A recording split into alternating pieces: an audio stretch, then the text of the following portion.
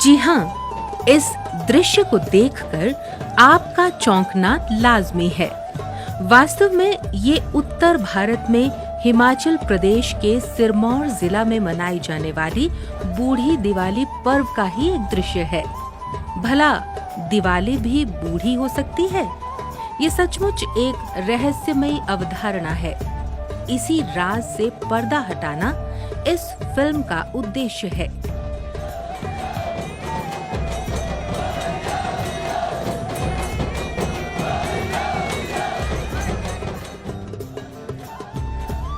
हिमाचल प्रदेश में सिरमौर जिला के दूर दराज, दुर्गम और अंदरूनी इलाकों में बूढ़ी दिवाली मनाने का रिवाज सदियों पुराना है। शायद तब से जब से मानव सभ्यता ने इस क्षेत्र की धरती पर अपने पांव पसारे होंगे।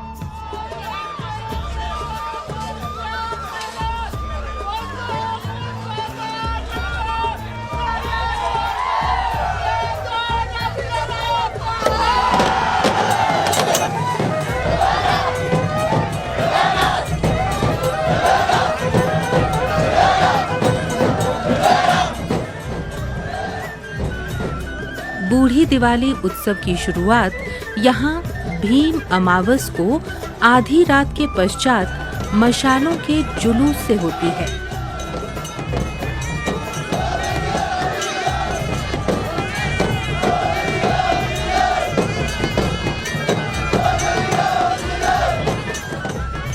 भीम अमावस को गांव के लोग कुल देवी के मंदिर प्रांगण में अर्धरात्रि के पश्चात लगभग 2 बजे एकत्र होते हैं। हजारों ग्रामीण रात के अंधेरे में जब उल्लास भरे स्वरों में कौरवों पर पांडवों की विजय का उद्घोष करते हैं, तो ये दृश्य रोमांचित और चकित करता है।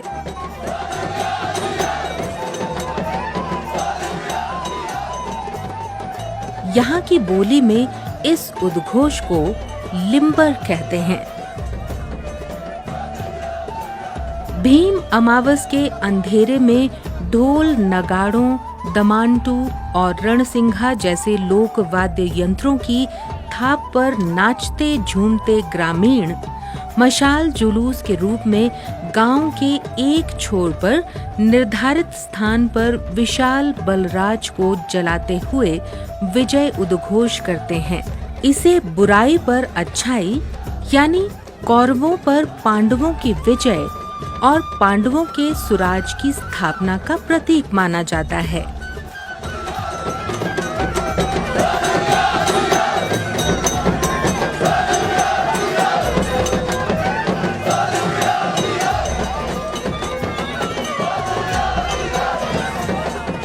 रात खुलने से पूर्व बलराज दहन के पश्चात मशाल जुलूस नाचता झूमता वापस कुलदेवी के प्रांगण में पहुंचता है।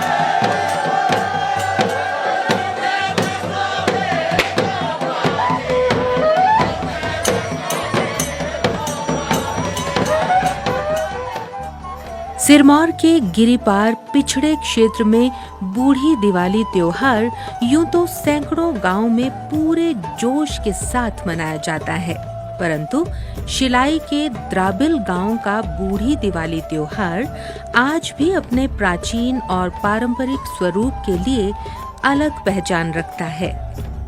द्राबिल में आप यहाँ के लोगों में बूढ़ी दिवाली के त्योहार के लिए उमड़ने वाला उत्साह, उत्तेजना और दिलो जान से इस पर्व को मनाने का जुनून देखकर दांतों तले उंगली दबाए बिना नहीं रह पाएंगे।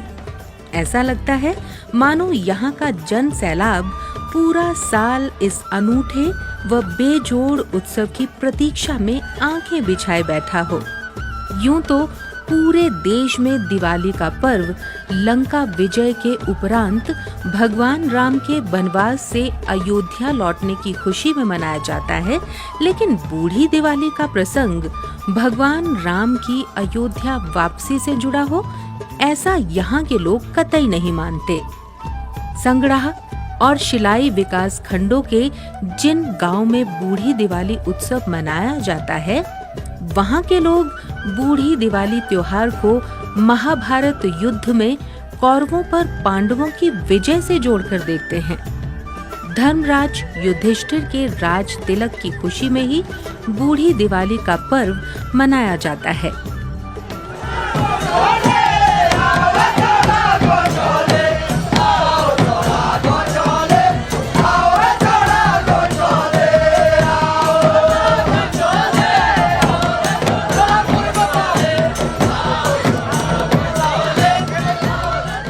प्रातः काल में सूर्य उदय से ही गांव के कुल देवता महासू मंदिर में सभी ग्रामीण अपनी श्रद्धानुसार अन्न और अखरोट की भेंट चढ़ाते हैं।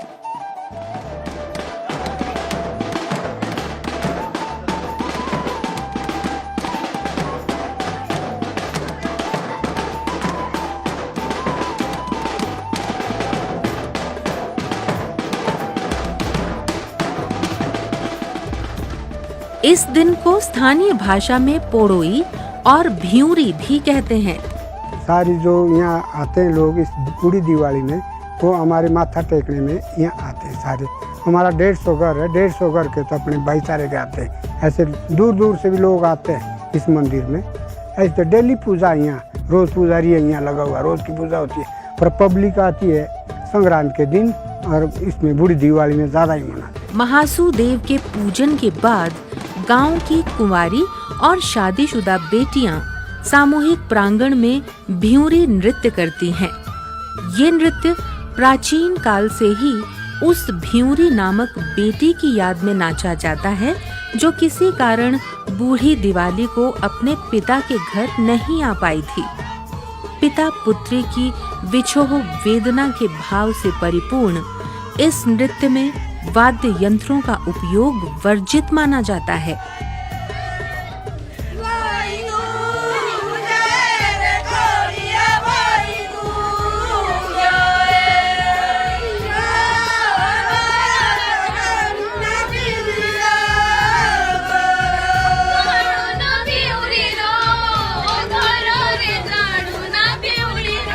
भ्यूरी नृत्य के दौरान गांव के सभी लोग नृत्य कर रही बेटियों को मूड़ा और शाकुली आदि स्वनिर्मित मिष्ठान देकर सम्मानित करते हैं।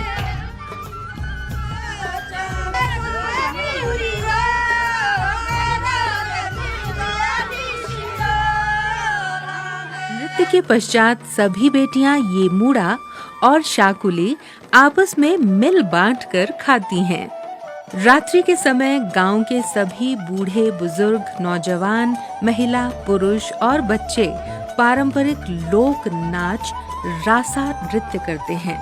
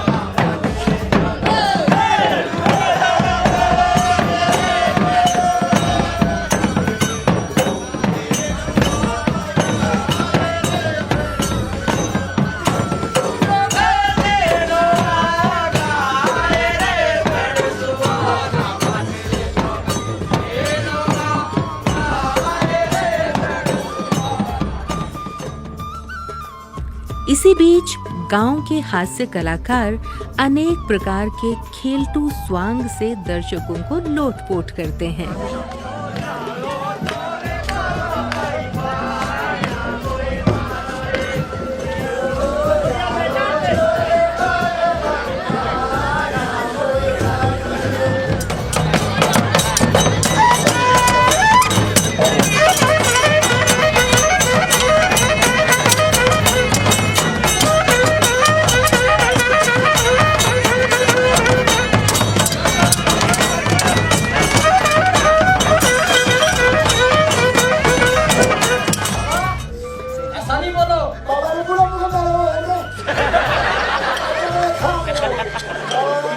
बहुत बढ़िया।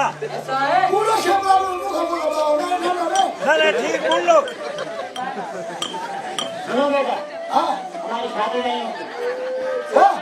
नहीं होती। पान गरम चाहिए। सुबह बोले सारा बंदा घर की बत्ती बर्बादी। ना बंदा मेरा फ्रेंड ना बंदी आवाज़। हमारा बता रहे खेल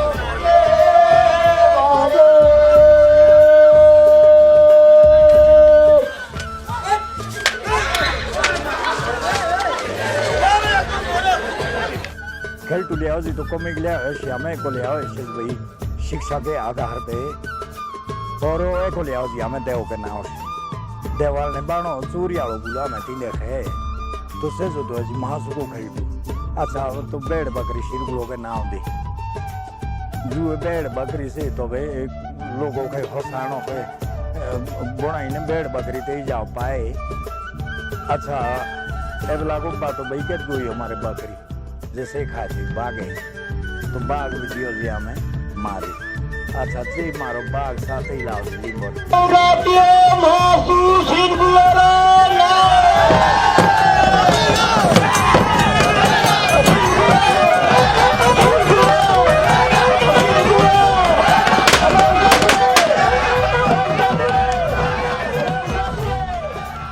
अगले दिन सुबह से शाम तक सैकड़ों ग्रामीण रासा नृत्य करते हैं। इस रासा नृत्य को देखने के लिए हजारों की संख्या में लोग दूर दूर से द्राबिल पहुंचते हैं। सिरमौर के अलावा उत्तराखंड के जौंसार बाबर क्षेत्र से भी बड़ी संख्या में लोग बूढ़ी दिवाली त्योहार का लुत्फ उठाने द्राबिल चले आते हैं। द्राबिल गांव की बूढ़ी दिवाली त्योहार की एक अन्य विशेषता ये भी है कि यहाँ रासा नृत्य आज भी प्राचीन परंपरा अनुसार चोलतू पहनकर नाचा जाता है। हर घर के पुरुष लोक नर्तक जब कढ़ाईनुमा सफेद चोलतू पहनकर रासा नृत्य में जुड़ते हैं और लोक वाद्य यंत्रों की थाप पर मस्त चाल में जब गोलाकार नृत्य करते हैं तो ऐसा लगता है मानो श्वेत पुष्प यहाँ की हसीन वादियों में लहरा रहे हों।